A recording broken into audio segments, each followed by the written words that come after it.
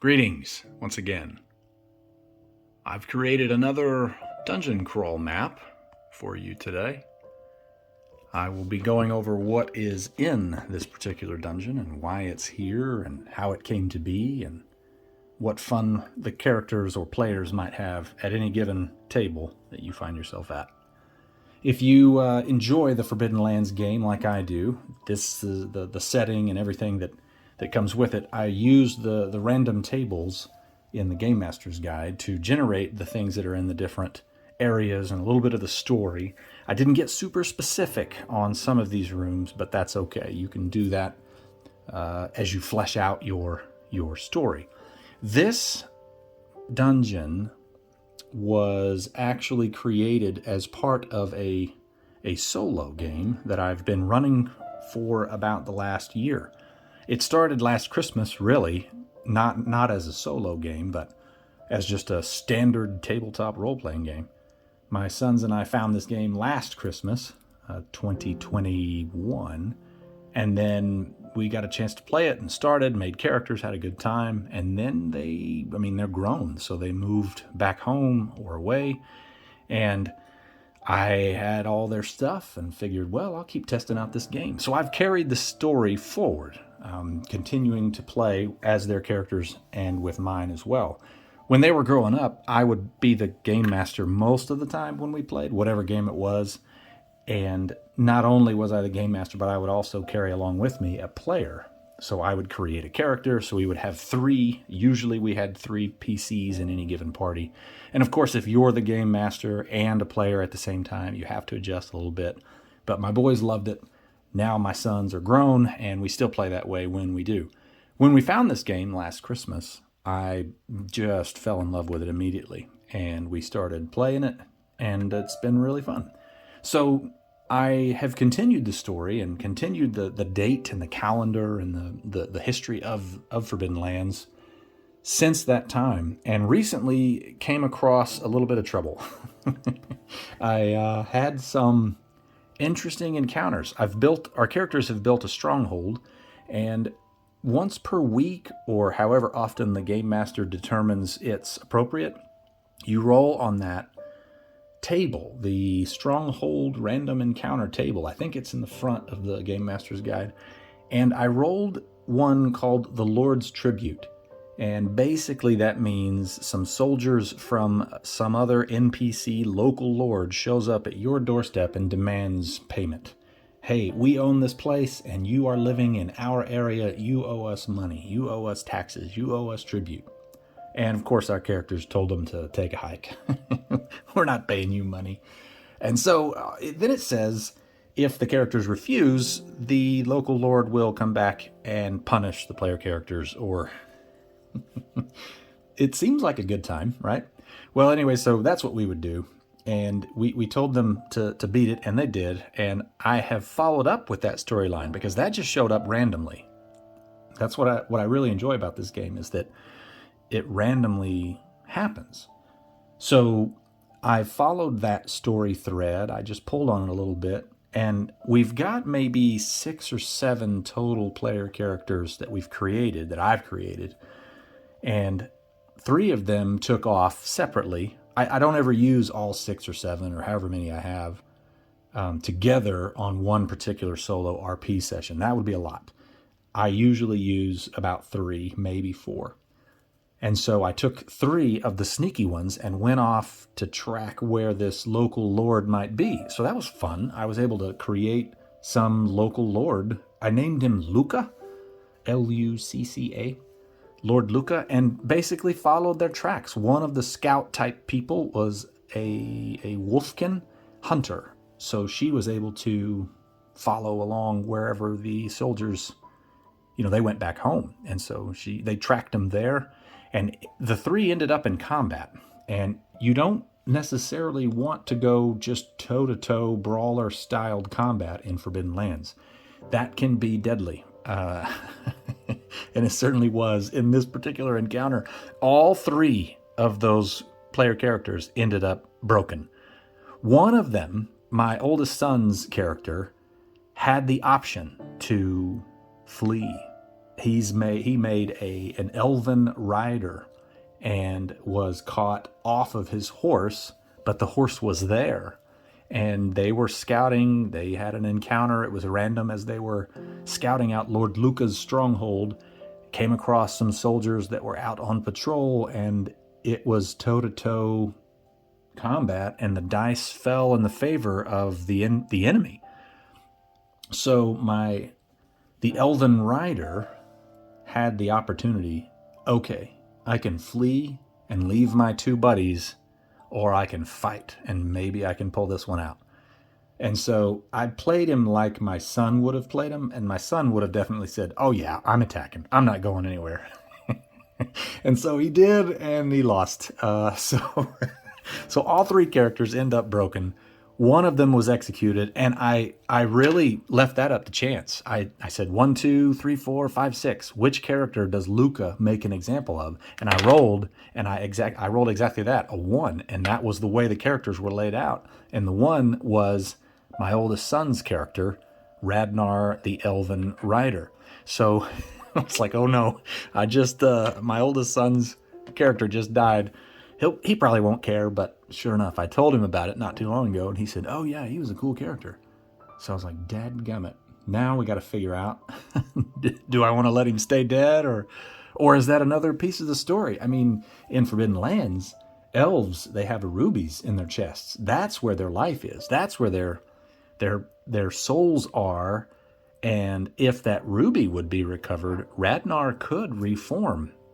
It mentions that in the Player's Handbook as well as the Game Master's Guide. Elves go to the Still Nest and are able to reform and live on.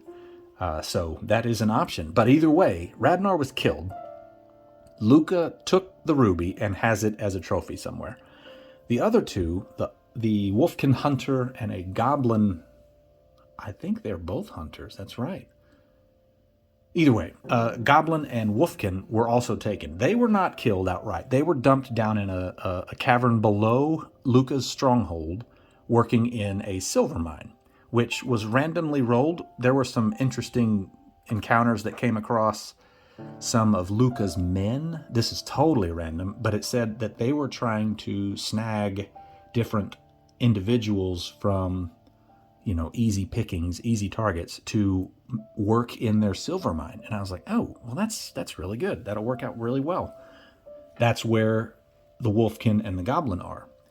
So 2 of them are basically out of play because they're now in slave labor. One of them is out of play because he was killed and his ruby was taken and dumped in a treasure chest in Luca's stronghold. And this map is basically underneath the stronghold. And I used the dice to randomly determine some of the other history of this location. Would Luca build a stronghold? Would he clear out an area and use that as his stronghold? And I went with the option B. The likelihood that he would find a place and claim it as his own seems better. So here are the random dice rolls for this particular dungeon, which I decided was going to be below his stronghold area, and this could be his mine, silver mine, iron ore, or even where you gain stone. All of that could be potentially here. And this is actually part 1 of a 2-part map that I started working on not too long ago. Really started adding color to these because my daughter bought me those markers for Christmas, which I absolutely love. And so all of my maps now start to have a little bit more color in them. I still like to leave them open so I can go in and pencil some things when I finalize whatever it looks like before we play. But either way, here's the history on this particular dungeon that's below the stronghold of the self-proclaimed Lord Luca. Let's see, 325 years ago, this place, this area was built by dwarves for the purpose of survival. And it's currently haunted by the restless dead, the builders. I think I rolled that in one of my previous random creation videos.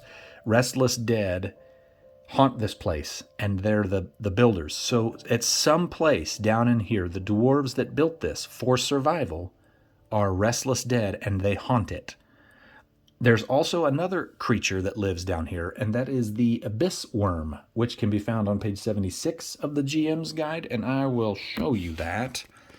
That guy is nasty, and it's huge, and it's going to be down here as well. And I thought that was great. That makes this place kind of threatening. It makes it kind of dangerous. It makes it kind of, I don't know, it's unique. So the other piece was it's an unnaturally hot. That was also rolled. And there are traps throughout this area, trap doors where you, like false floors where you drop. You fall d6 plus 3 meters, and the characters would have to locate those by some kind of searching or whatever. I figured Luca would want to trap certain areas in here, not everywhere, but the places where anything valuable might be. I could see him using some of these rooms up in here to keep his valuables instead of in the stronghold itself, and then trap it that way. Also, down here in room 7, this might be where the mine would be. So I could see potentially the characters making their way down here, and the stairs that go down, leave it open to you, the GM, and the players in your table. Do you want to make a part 2 of this? Back in the day, I used to draw maps and then literally have an open spot that ran off the page, and then that's where you would go to level 2, level 3, level 4. So that's definitely an option here. So I've got 325 years ago, dwarves built it for survival. It's haunted by the builders. Restless dead are here somewhere. An abyss worm is here. It's unnaturally hot.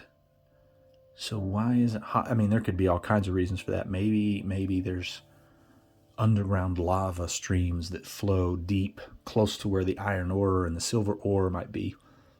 That would be cool. It would make it dangerous. That's why he has to force people to work here. So, either way, the other piece I rolled as to what might be like an oddity, I think it was an oddity, was one that really clicked with the solo RP story. And that was a lost adventurer. And when I rolled that, I was like, okay, that really works for one of my 3. Obviously not the elf, because he's been killed. The other 2, however, were, in story-wise, I figured, well, Lord Luca's going to put them in chains and put them to work. So they're down here somewhere. And if a lost adventurer is what I rolled to come up with, maybe one of them has escaped. Now, I've already written the 3 off. You get attached to characters when you play role-playing games, especially when they're cool and they're fun and you really like them and that sort of thing. But in Forbidden Lands, it's a risk. You when you have a character, you know that death is likely. You are playing in a risky world, and it's dangerous. Combat is dangerous. And so I had already prepared myself for losing all 3 characters.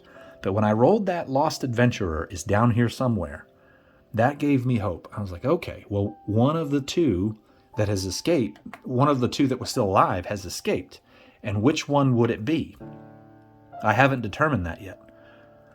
My thought is the one that escaped is down here running around somewhere, hiding out, trying to survive. The other one has been executed. Because if one escapes, well, somebody's going to get punished. And so one lives and one dies. That's kind of what I'm thinking. And I have not rolled for that yet, and I'm going to leave it up to chance. So let's do that. 1, 2, or 3 means the Wolfkin, her name is Alani. She has escaped, and she is the lost adventurer. 4, 5, or 6, it's the goblin, Gurzati. He has escaped if I roll a 4, 5, or 6. Now that also means whoever I roll who has escaped, the other has been executed. They're dead. So here we go. 1, 2, 3, Wolfkin. 4, 5, 6, Goblin. 4, 5, 6. It looks like Gurzati has escaped. Gurzati the Goblin.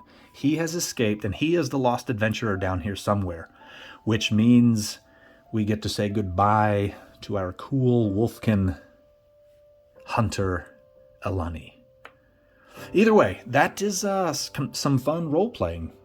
some fun solo roleplay, and I will continue this and finish this. I don't know that I'll do another video on this particular map or this particular story.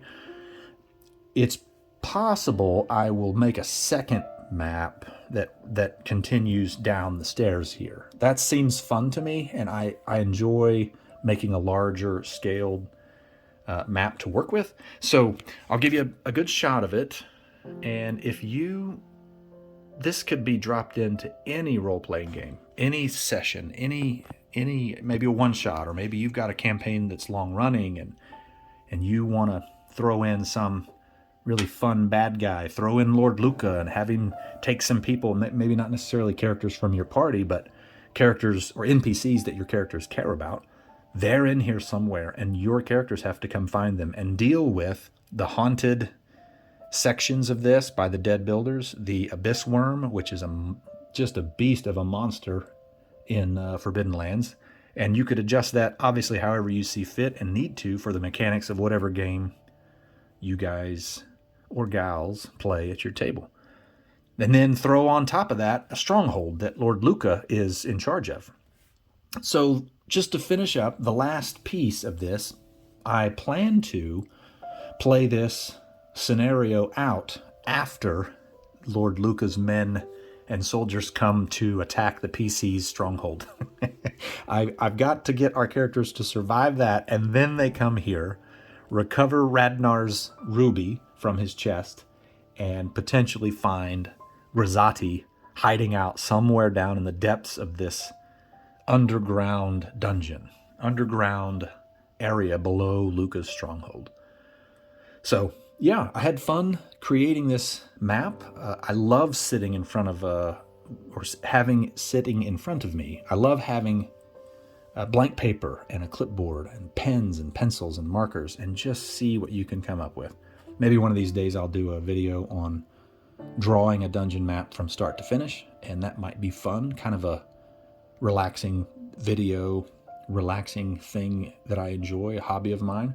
And if you end up using this map or this encounter or this scenario, this adventure for your campaign, great. I hope you enjoy it and hope you have a good time. And tell me about it in the comments below. This YouTube thing is new to me, and I hope to continue to improve. Every video, every piece, every art, every piece of art, every dungeon or story or whatever. And I hope you continue to enjoy it. So yeah, have fun with that.